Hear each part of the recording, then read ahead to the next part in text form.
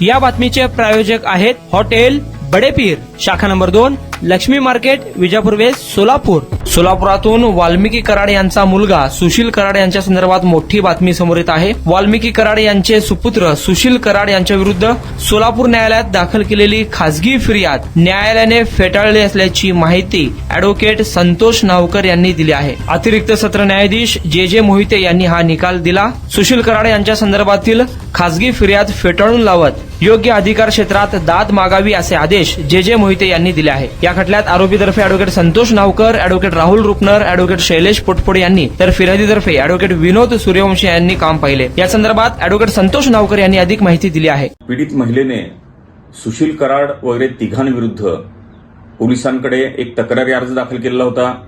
त्या तक्रारी अर्जातील तिच्या आरोपानुसार सुशील कराड वगैरे तिघांनी तिच्या व तिच्या पतीकडून काही रकमा जबरदस्तीने काढून घेतलेल्या होत्या, काही रकमा खात्यावर ट्रान्सफर करून घेतलेल्या होत्या, तिला दागिने विकण्यास भाग पडून त्या रकमा वसूल केलेल्या होत्या, रजिस्टर्ड खरेदी खत जबरदस्तीने करून जमीन नावावर करून घेतली होती असे आरोप होते.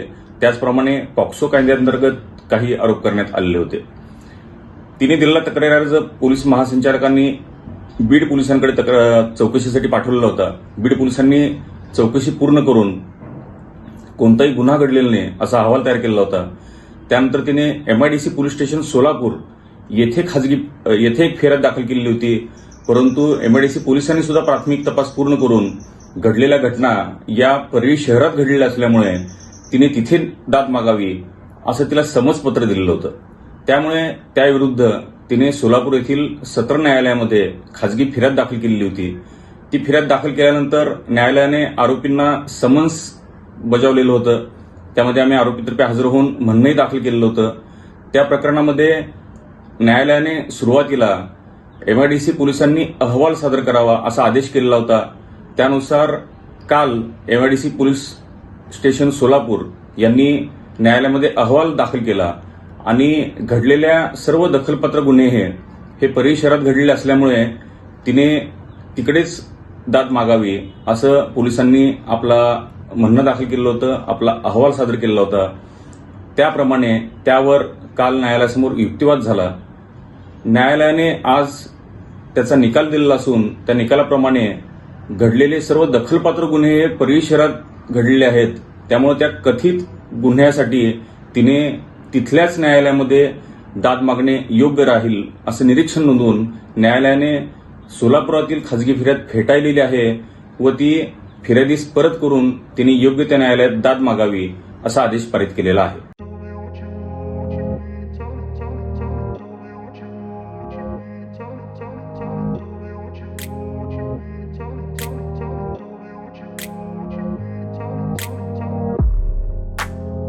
सोलापुरातील प्रसिद्ध hotel बडेपीर.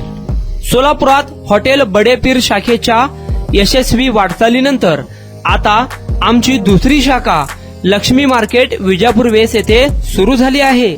Mutton biryani, chicken biryani, mutton व चिकनचे विविध आयटम्स उपलब्ध. खवय्यांसाठी खास स्पेशल चिकन तंदुरी फक्त 400 रुपये. मटन बिर्याणी फॅमिली पॅक 200 रुपये. चिकन बिर्याणी फॅमिली पॅक 210 रुपये. याशिवाय स्पेशल मटन चाप, इराणी गुलस्तानी, मटन खुर्चन यासोबत विविध डिश उपलब्ध. खास जुम्मा स्पेशल खिचडा, कद्दू खीर, दालचा खाना मिळेल.